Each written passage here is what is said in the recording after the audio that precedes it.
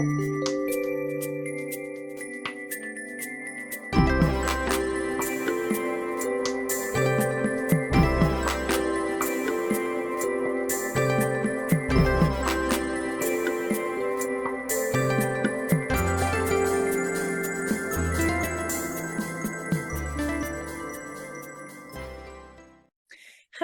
and welcome to Pandora Astrology's monthly horoscope for May of 2023.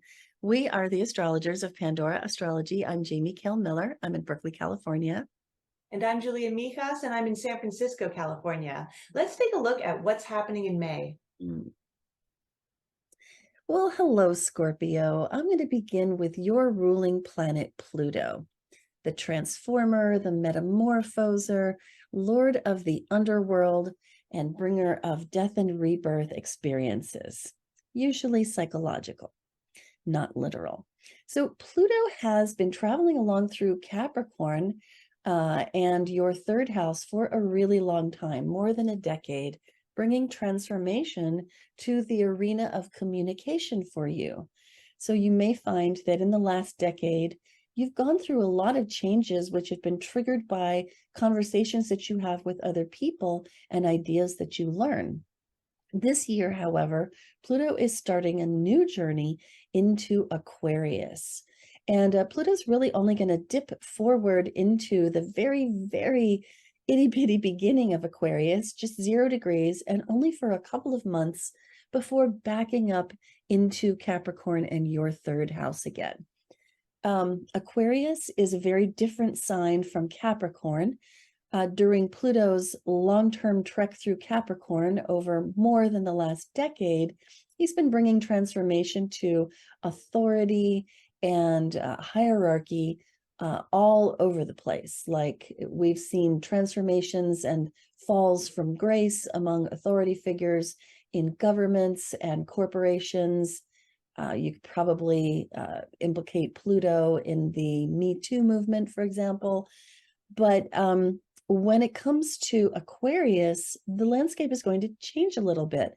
Aquarius covers things electronic and electrified, networks and things networked. And as Pluto moves on into Aquarius, we can expect there to be some pretty big transformations and perhaps some drama and some deaths and rebirths in the tech sector, possibly signaled by the banking glitches that have been going on in the last couple of months. So Pluto's going to move on into your fourth house, which is going to bring transformation and metamorphosis to the realm of your home, perhaps to your family and your family experience and your experience of your nest. And so because Pluto's really only going to be there for like a month or so this year, I'm just telling you this as a hint of things to come. It really doesn't begin in earnest until next year, but you might spend a little time starting now to think about what would you like to transform in your home life, in your relationships with family members and your nest. So it's on the horizon, picking up over it. Next thing that I want to talk about is Juno. And Juno is starting the month in the tail end of Taurus right here. And she moves into Gemini right away at the beginning of the month. Juno is all about partnership. She's an asteroid goddess in the asteroid belt, and she has to do with our partnerships with other people that are more committed in their nature, whether that's a personal relationship that's maybe spousal or a long-term relationship, or a business partnership. And when Juno enters into the 8th house, it's a really good time to look deeply under the surface at these committed relationships that you might have.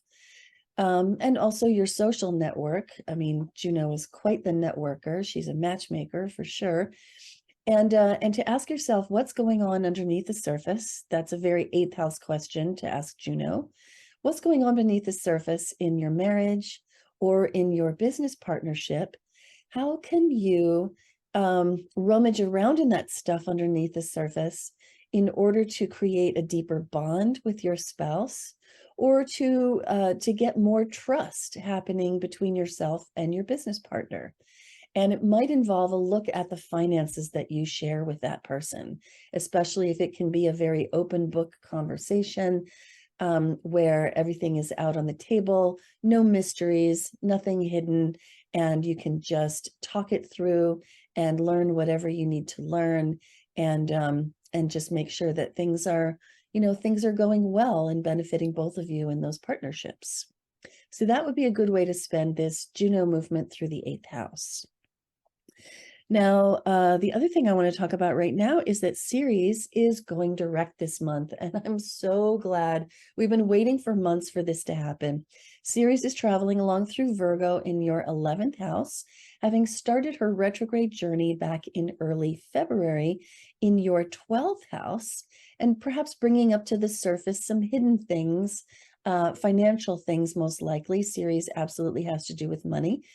And since then, she's been on this retrospective journey to deepen your understanding of your finances and how they work. She has retrograded into the 11th house. And I might have already suggested to you in a previous horoscope that because Ceres does have to do with money and also has to do with food and eating, that a really great use of this transit would be to join a group. That's an 11th house thing that can help and support you in those arenas, that can help you to figure out better ways to manage your money, or better ways to earn, or better ways to eat and nourish yourself and your family. So groups can be very helpful in that regard when Ceres is retrograde in the 11th house, but hooray, hooray, she's going direct right around the 6th of the month or the 7th, depending on your time zone. And as she begins to move out of the 11th house and heads back into your 12th house to finish out this retrograde journey, this is the time when you will find that solutions come, and that she starts to pick up steam in helping to, resort and reorder and just get things shipshape in those areas of food and money. So definitely something to look forward to. Hey, Julia, what's up with Mercury, Venus, and Mars for the Scorpios of the world? Well, Scorpio, we are in full retrograde season mode because Mercury, the planet that represents communication, begins the month retrograde in your 7th house of relationship. So if you're in a relationship, a long-term relationship, Mercury retrograde in the 7th can be a time of miscommunications with your partner. Maybe you guys walk away from the same conversation. You think they said one thing, they think you said another. So the best way to handle this is to be a little bit patient, try to communicate as clearly as possible, and, be ready to have to go back over things. If you're single, then this transit might have you review your relationships in general. You might be thinking to yourself, like, do I want to start dating again? What do I want different in my next relationship versus the last one that I got out of? So a lot of your mind is going to be preoccupied with relationships this month. Now, very early in the month, May 1st, Mercury is going to exactly conjoin the Sun while retrograde. We call that Lesser Epiphany Day, lesser because it's retrograde versus greater when it's direct. And when Mercury conjoins the Sun during these cycles, it's a time of insights and clarity. So in the midst of all this confusion and maybe miscommunication with your partner, you might have a little bit of clarity about what went wrong early on in the month. So that's a very good day to keep track of. And if you're single, you might get a little bit of clarity about what you want for your next relationship. It might be a good month to start writing that checklist out of what you want in your next partner, but also remember you might want to go back over that checklist again.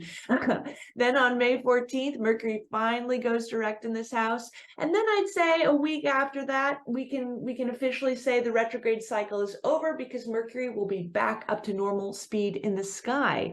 And then let's also, speaking of relationships, look at Venus, because she'll tell us a little bit more about what's going on in relationship for you this month, because that's what she rules in astrology. So she starts the month in your 8th house, where she'll be for the first week. And this is a house of taboos. It's a financial house. especially finances, not what you earn on your own at work, but more like what the finances that you share with people close to you. And it can also represent finances from investments and real estate and mortgages and all of that stuff.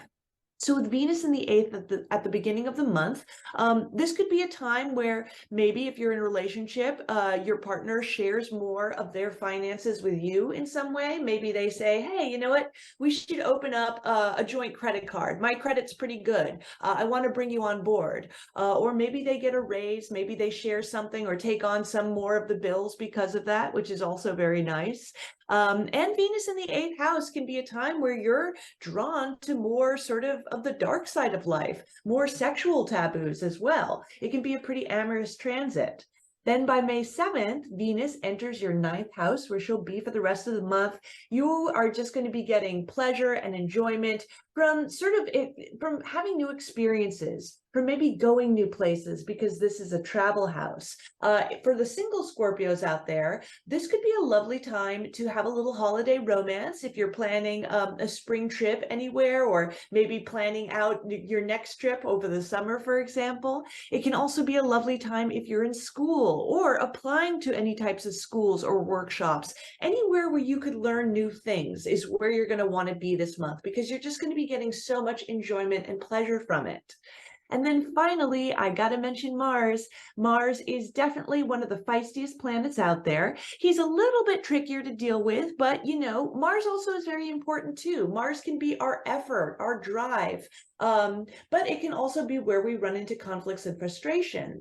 So Mars begins this month in your ninth house, where Venus will be joining him a little bit later. And when Mars is in the ninth house, this is a time where you just want to get out there. You know, you don't want to stay at home. You don't want to Netflix and chill. You want to go on a trip. You want to go on a journey. And that is definitely all well and good. But it can be a very stir-crazy time if you can't do that, if there are responsibilities and things holding you back. So yeah, you're very driven to kind of expand yourself. This would, again, be a really great month to try to learn something new. Take that workshop, go on that conference, or take an online class, for example. That would be the best way to satisfy that Mars in the ninth house. And since the ninth house is a legal house, you know, this is not the time to be sort of talking back to any traffic warden who's trying to write you a ticket with Mars in the ninth. Because that could easily get into more trouble than it's worth. Then, by May 20th, so the last 10 days of the month, Mars is going to enter your 10th house. So at that point, you're going to be much more focused on your career, because the 10th house isn't just, what you do at your job, it's your life direction in general. And it can also represent your reputation, so how other people know you. So with Mars in the 10th, this could be a time where you're feeling very, very driven at work. Maybe you want to get a lot of work done. Maybe you want to further yourself in your career or further yourself in your reputation in some way.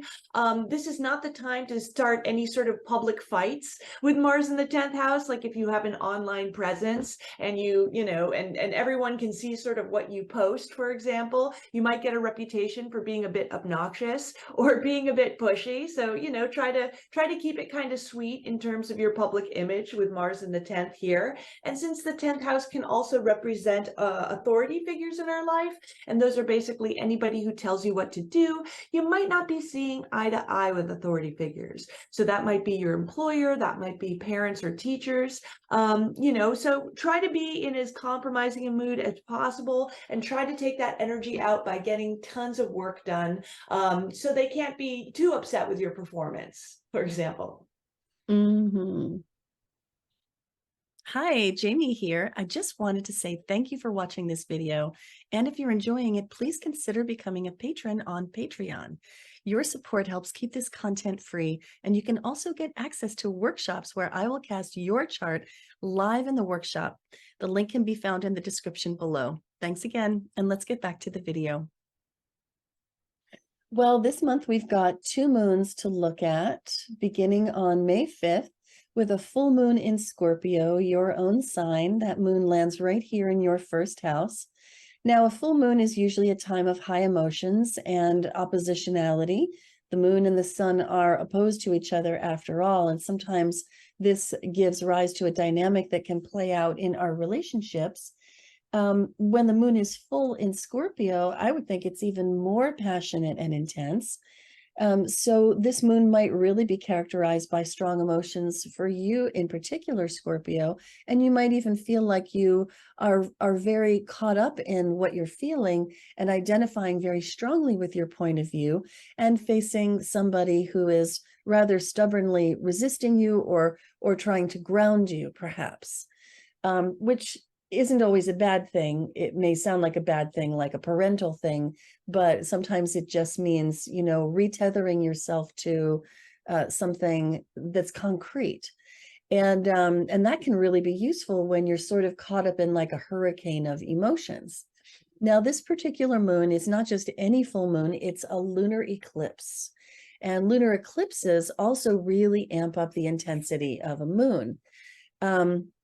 And eclipses are times when we are made to look at our shadow, the stuff that we don't usually like to look at every day, the stuff we'd rather put behind us. This particular one is a roto-rooter of dark emotions that we might not really want to look at.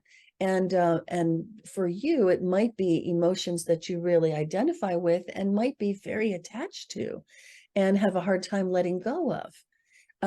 And they might be self-destructive emotions that you have trouble letting go of, or feelings of paranoia that you have trouble letting go of. And this could be a wonderful moon for just getting all that stuff out and purging yourself of it once and for all. Wouldn't that be wonderful if you didn't have to have those negative thoughts anymore? So we're calling this moon, you are not in control, because it's going to bring up a strong feeling of vulnerability. And well, Scorpio, you know what that feels like because Pluto, Lord of Transformation, is your planetary ruler. And I find that the best thing to do when a transit like this comes along is to just sit down and have a talk with your greater self and just say, greater self, you're in charge.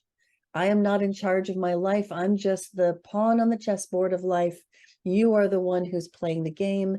Put me where you think I need to be, and I will just follow your guidance. And whenever we surrender to our greater self, suddenly things can start to go a lot better. So if your greater self has a message for you under this moon, just open your ears and listen to what that might be. Acknowledge that you're not as in control of things in your life as you'd like to be. Let the feelings move through you, and then they might actually be gone for good. And that could be pretty fantastic. The second moon of this month comes on the 19th. It is a new moon in Taurus.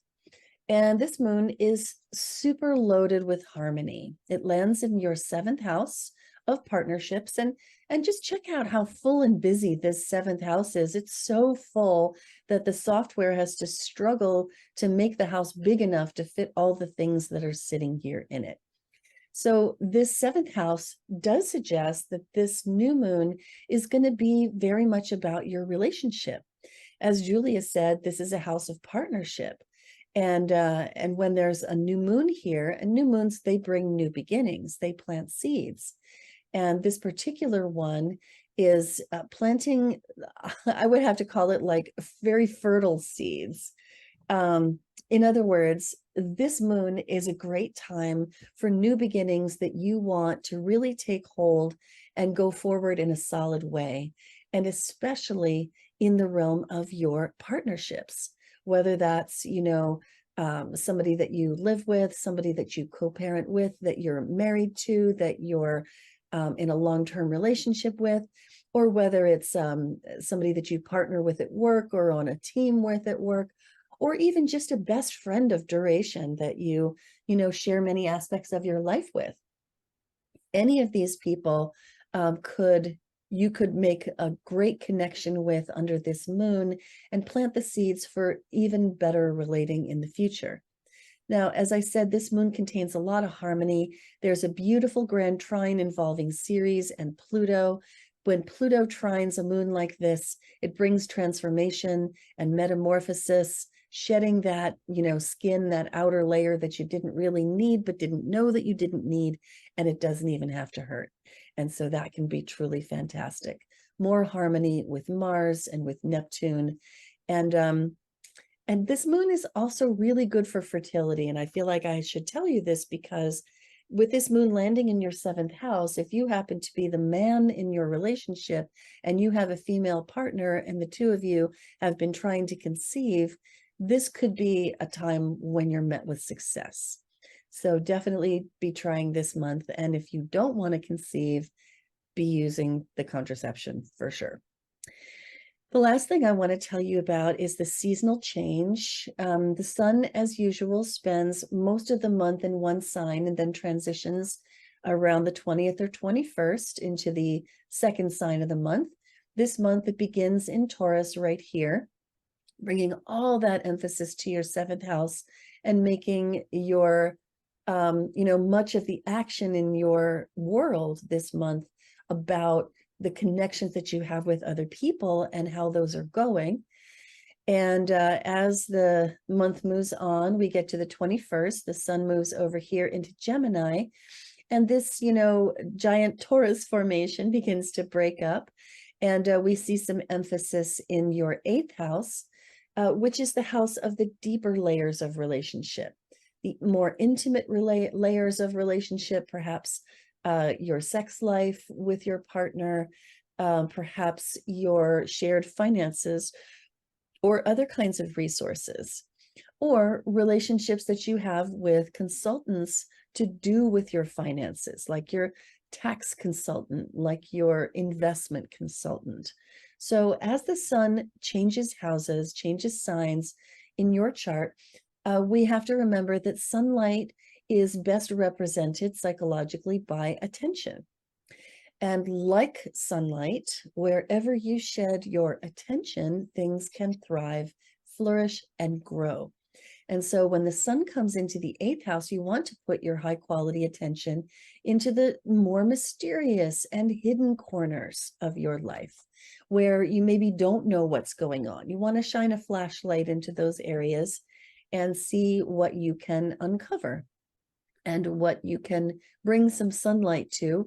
Maybe it's gotten a little bit damp and musty in that cellar, and bringing some sunlight in can clean out the mold and the mildew and just be very refreshing. So paying attention in this area of the monies that you share with other people and the intimate spaces in those relationships, that's the way to spend the end of this month and for 30 days into next month as well. Well, that's all for today. If you love Pandora Astrology's free and informative horoscopes, please do hit that like button, subscribe to our channel, and share our horoscopes with your friends. We make these horoscopes for you for free, and if you appreciate it, supporting us on Patreon is the best way to show it. Share our horoscopes with your friends too. Enjoy your May, and until next time, we'll see you around the cosmos. Bye-bye.